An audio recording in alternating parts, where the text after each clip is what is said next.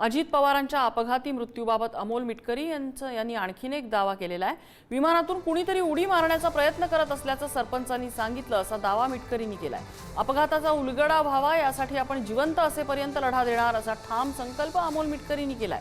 अजित पवार यांचा घातपात झाला असेल तर त्याचा बदला घेणं ही त्यांच्यावर प्रेम करणाऱ्या प्रत्येकाची जबाबदारी असल्याचं मिटकरी म्हणालेले आहेत। इथला सरपंचांनी असं स्टेटमेंट दिलं होतं की कोणीतरी विमानातून उडी मारण्याची धडपड करत होतं, आम्ही त्याला वाचवायला गेलो तो अचानक स्फोट झाले आणि मग नंतर कळलं 5 मृतदेह त्या ठिकाणी सापडले। UGCA म्हणते की विमानात 6 लोक गेली, सापडतात प्रत्यक्षात 5।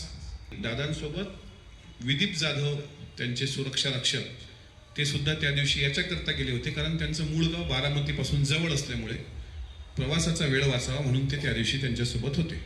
मी काल 27 जानेवारी जर दादांचा घातपात झाला असेल तर याची बदला घेण्याची जबाबदारी त्यांच्यावर प्रेम करणाऱ्या सगळ्यांची आहे। आपल्याला आपल्या सोशल मीडिया प्लॅटफॉर्मवर हे विचारायचं आहे की जे दादा गाडीत बसण्यापूर्वी सीट बेल्ट लावल्याशिवाय बसत नव्हते त्या दादांचा अशा पद्धतीनं दुर्दैवी मृत्यू होणं, विमानामध्ये 6 असल्याचं UGCA सांगते, 5 डेड बॉड्या भेटणं, हे जे शंकेचं काहूर केवळ अमोल मिटकरीच्या मनात नाही आहे, हे शंकेचं काहूर महाराष्ट्राच्या प्रत्येक कार्यकर्त्याच्या मनात आहे। तो कुठल्याही धर्माचा कुठल्याही पक्षाचा असो, ह्याची उत्तरं काळाच्या पडद्याआड जाता कामा नये।